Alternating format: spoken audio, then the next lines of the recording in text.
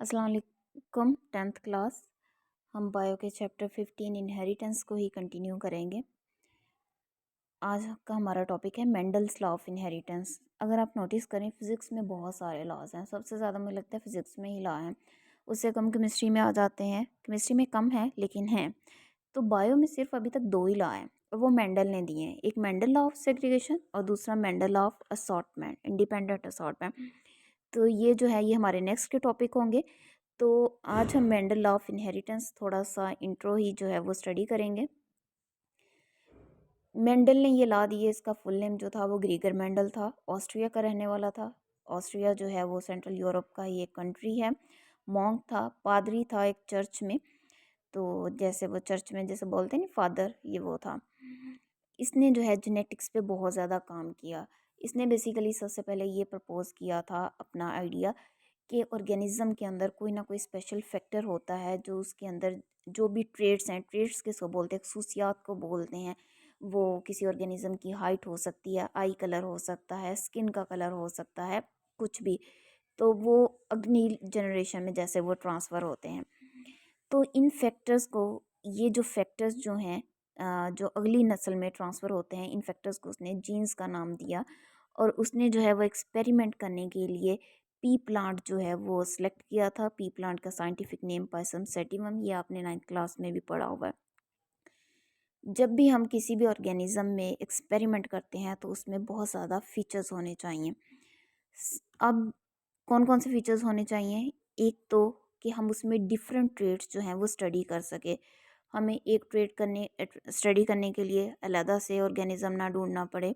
हमारे पास ऑर्गेनिज़म ही ऐसा होना चाहिए जिसमें हम डिफरेंट खसूसियात को जो है वो एट अ टाइम स्टडी कर सकें।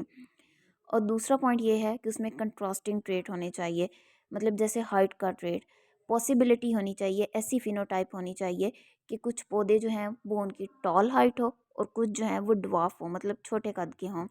ऑर्गेनिज्म जो है उसके अंदर एबिलिटी होनी चाहिए कि वो सेल्फ फर्टिलाइजेशन भी कर सके और अगर ज़रूरत पड़े तो क्रॉस फर्टिलाइजेशन भी उसके अंदर हो सके। और उसका लाइफ साइकिल जो है वो शॉर्ट हो। लाइफ साइकिल मीन कि जब वो बीज से एक नया पौधा प्रॉपर बन जाता है तो उसका जो टाइम ड्यूरेशन है वो कम होना चाहिए। अगर टाइम कम लगेगा तो हम ज़्यादा से ज़्यादा एक्सपेरिमेंट कर सकेंगे, हमारे एक्सपेरिमेंट में इतना ज़्यादा टाइम नहीं लगेगा। तो मेंडल ने ये सारी करेक्टरिस्टिक जो हैं वो पी प्लांट में ऑब्जर्व की ये थी, इस वजह से उसने पी प्लांट पे सारी स्टडी की। उसके गार्डन में पी प्लांट्स थे, ठीक है, तो उसने अपने एक्सपेरिमेंट की स्टडी के लिए जो है वो तकरीबन 28,000 प्लांट्स जो हैं वो यूज़ किए थे। अगर पी प्लांट को देखें तो इनमें फ्लावर्स जो हैं उनके अंदर सेल्फ पोलिनेशन भी हो सकती है, क्रॉस पोलिनेशन भी हो सकती है। पी प्लांट जो है उनके ऊपर जो फूल लगते हैं उनके कलर्स भी वेरी करते हैं, कईयों का पर्पल होता है, कईयों का वाइट होता है। उनके जो बीज होते हैं, कईयों के बीज जो है वो येलो होते हैं, कईयों के ग्रीन होते हैं। उसके अलावा जो मटर की फलियाँ होती हैं उनका कलर भी डिफरेंट होता है, येलो भी होता है और ग्रीन भी होता है। उसके अलावा जो है पौधे की हाइट जो है वो टॉल भी होती है और शॉर्ट भी होती है। तो ये जो जो भी हम करैक्टर स्टडी करेंगे तो उसमें जो है वो हमें 2 तरह की फिनोटाइप्स जो हैं वो मिलती हैं। तो हम अच्छे से जो है वो इस पे एक्सपेरिमेंट कर सकते हैं। तो मेंडल ने जो है वो ये स्टडी की थी पी प्लांट पे। इसको हम आगे देखेंगे, उसने जो 2 लॉ दिए हमें। तो इसमें जो है वो आपने ग्रेगर मेंडल कौन था, क्या कंट्रीब्यूशन है उसकी जेनेटिक्स में, ये याद करना है। और जब भी हम कोई जेनेटिक एक्सपेरिमेंट करते हैं तो उसमें ऑर्गेनिज्म कौन सा सिलेक्ट करना चाहिए, उसमें कौन कौन से फीचर्स जो हैं वो होने चाहिए।